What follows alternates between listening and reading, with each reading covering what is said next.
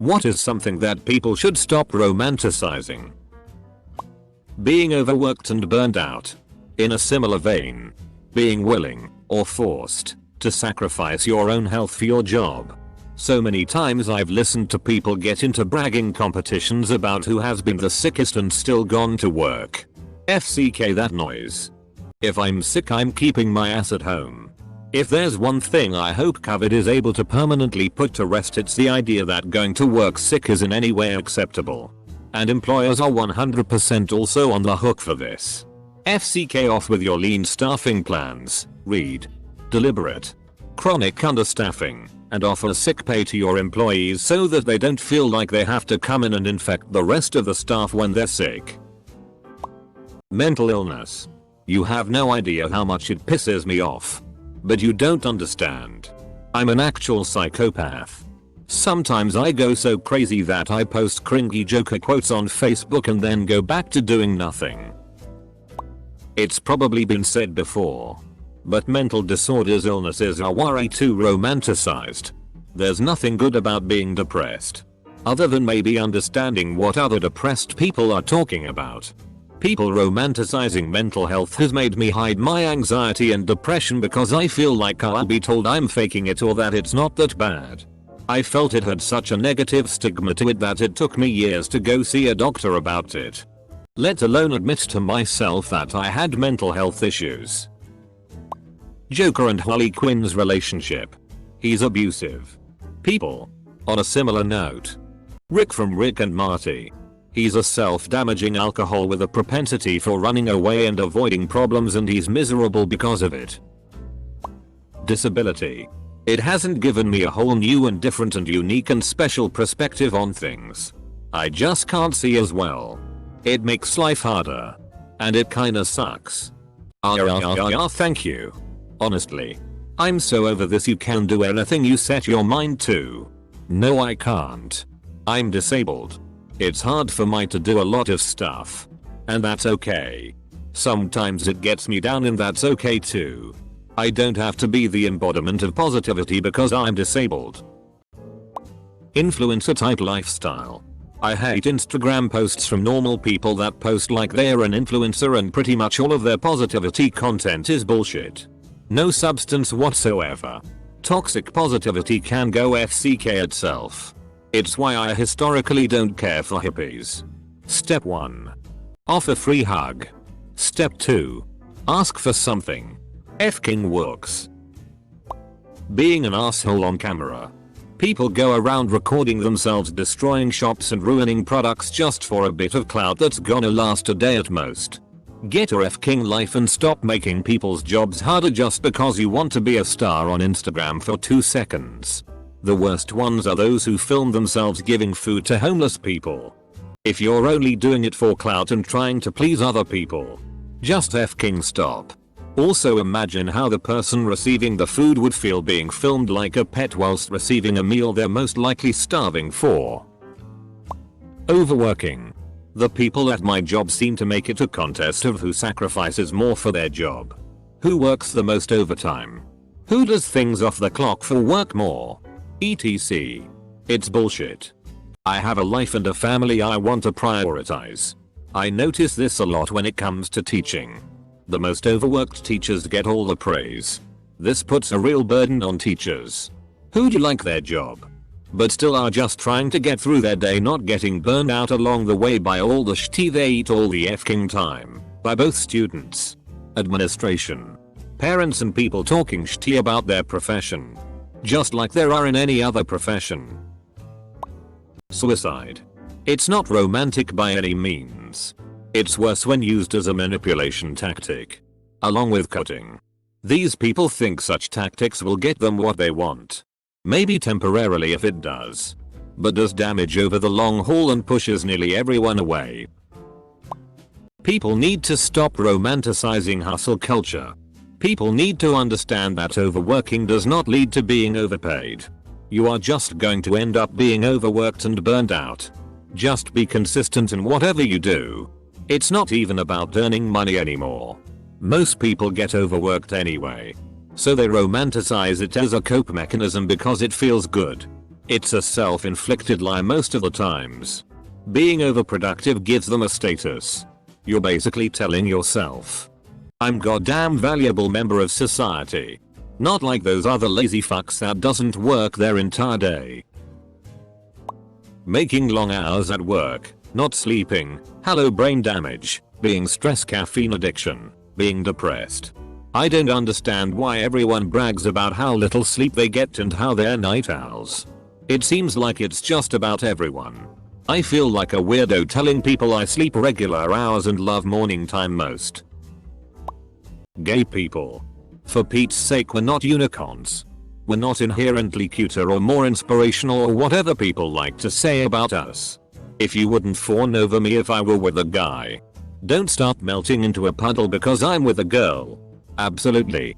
A large part of the LGBT community makes it seem like sexuality is far and away the biggest part of who you are.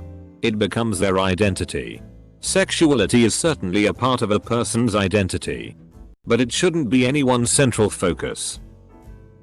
Cheating and other forbidden fun. With relationships. So many songs nowadays embracing the feel-good nature of a bad decision. Cheating. In the media it is shown as a love story. Nobody shows the suffering that the betrayed person suffers. The pain. All the trauma. These people are always abusive. Ugly. Unsuccessful. All as a way to justify adultery. OCD. OCD is not being neat and needing to have your pencils lined up or whatever. It's feeling that if you don't do a certain thing something horrible will happen. Like for me, if I don't grab the right straw or touch the right thing my brother will be killed. And it will be my fault. It's the worst feeling in the world. And what's worse is people think you're crazy. And weird and dumb and tell to just stop. I can't stop. Stop romanticizing a serious mental illness. Having pets or children when you're unfit. I would add marriage to this. People need to address their own shit before they add another living being, partner, child, animal, to the mix. People either don't give it much thought and think that's what they have to do, or they think adding one of those things to their lives will fix whatever issue they have going on. Also, people that don't have children sometimes are called selfish. I think people, especially people with serious problems that are not being addressed, that have children are just as, if not more, selfish than children-less adults. These people think the world needs another one of them running around, or they are using this human or animal to serve some purpose for their lives. The obvious answer is war. However, I say that while planning an invasion of the Soviet Union in Hearts of Iron for lol. I did 2 tours in Iraq. It's not fun. It's 90% sheer boredom and 10% scared for your life. Worse than the actual war is coming home, where it becomes 90% scared to death at everyday events and situations. Parenthood and pregnancies. So many lies spread about both of those things and it's gross. Sexual identity. Having a transsexual 6-year-old isn't an achievement that shows what a progressive parent you are. Right. The only thing it shows is that you're a parent willing to exploit your children's identity for your own benefit, instead of seeing it as a moment for you to actually accept your child for who they are. You see it as your own accomplishment as a parent. Young love. Your first relationship most likely won't last. It'll hurt when it does end. But it's not the end of the world.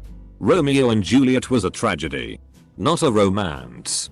The story is about 2 young people, Juliet is 13, who over the course of 4 days have a forbidden love and then commit suicide. Cultural products like music and movies especially FCK up kids who are dealing with rage and hormones and insecurity.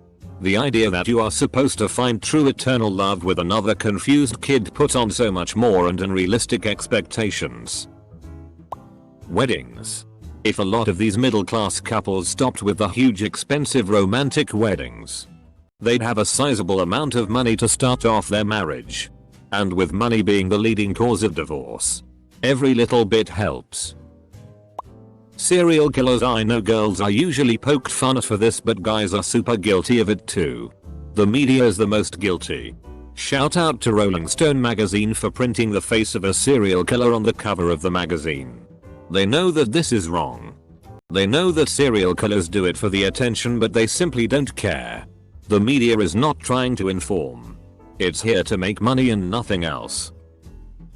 Self-care. Shit's not all chocolates and bubble baths. Real self-care is pretty ugly and takes a long time. That cute tea is the self-care after the real stuff to make yourself feel like less of a masochist. The typical Hollywood bad boy. No.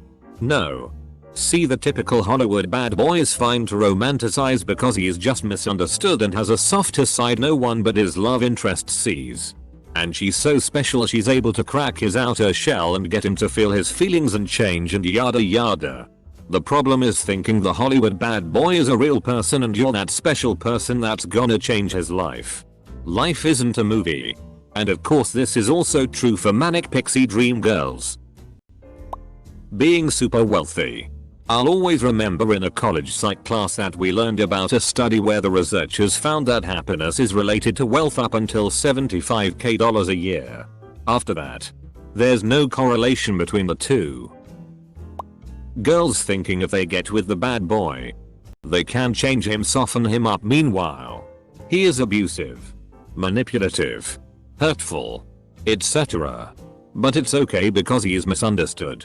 Why is this toxic storyline always in movies shows? See it movies when someone is in a really dark place and their love interest saves them. Bothers me how people will fantasize others being in pain so that they can save them. A lot of girls I know tend to act crazy towards their partners, then post their horoscopes and use it to justify their toxic behaviors. I had a former friend go into her boyfriend's social media and delete all his female followers' friends. Then when we talked to her about it, she was like, well, I'm a Leo so I can't help it. She thought the behavior was cute and that's when I stopped hanging out with her. The moon and the stars aren't making you crazy. You're just toxic. Truck driving. This kinda died in the 80s. But it still happens. Trucking isn't all flashy trucks highballing down the highway. It's a hard, dangerous job that can keep you away from your home and family for weeks at a time. Truckers are some of the hardest working people in the world. People with trisomy 21. They are not always happy and smiling in the sunshine of their family. They are people who can be in a bad mood too. And if they are not highly functional, you may have to care for them like for a toddler their whole life, and that won't be easy and funny and rewarding all the time. Men stalking women, or vice versa, because they are in love. It's terrifying. Having no idea when you're being watched, if and when they'll snap, or how possessive they are. Communism. Those people sent millions of my people to work camps and killed a little over 500,000 people. Capitalism. 9 million people die every year from lack of clean water, medicine, shelter or food. Not because we don't have it, but because it is not profitable to give it to them. I disagree with you about what communism is, but let's agree that centralization of power is the real evil. Romance movies. Most romantic movies show one person has to give everything to another in order to be loved fully. Love is two-way street. The mafia. Where I'm from, I see these people and their families sometimes.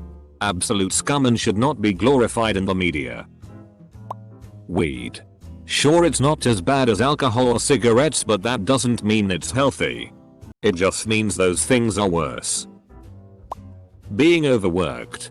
Having lots of sex with lots of strangers. There's nothing wrong with safe sex. But people seem to keep encouraging each other and hyping each other up about it. Mental illness. Binge drinking. Just trust me on this one. Doing hard drugs. Having children. Not everyone should do it.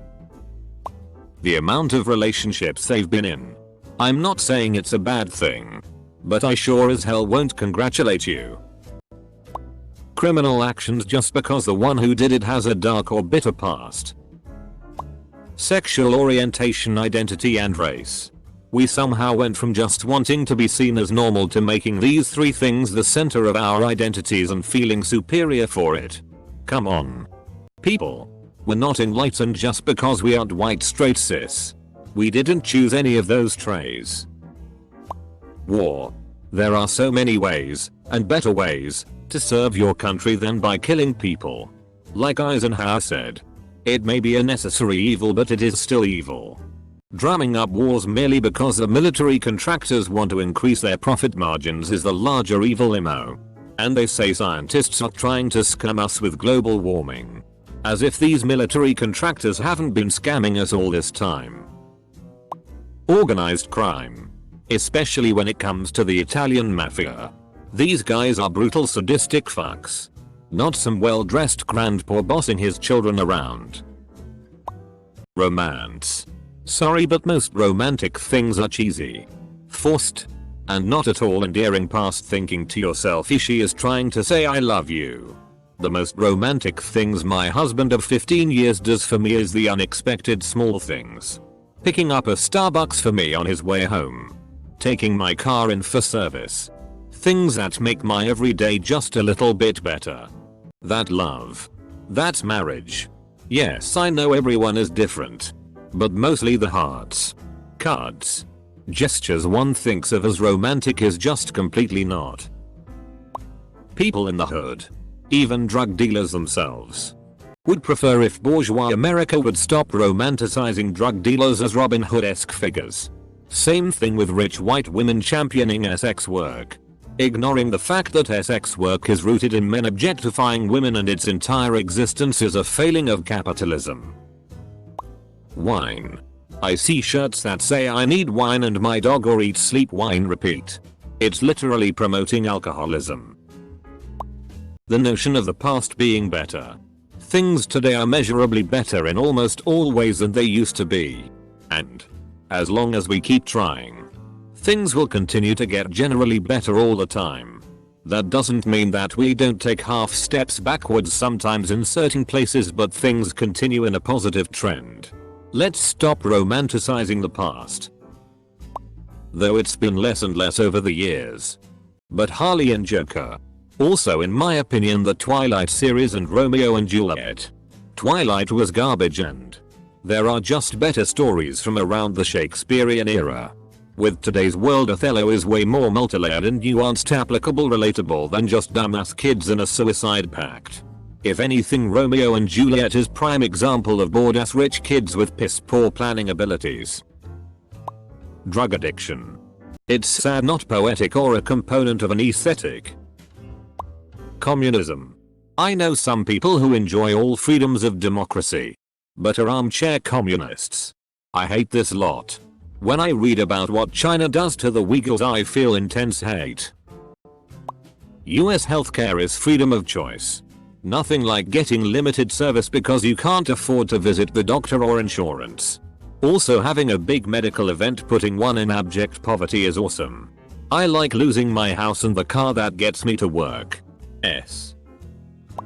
Getting turned 24/7. I don't mind partying every now and then. In fact, I'm fairly extroverted. However, I see that partying is slowly becoming people's only personality trait, and it's really annoying. Get a hobby or something, goddammit.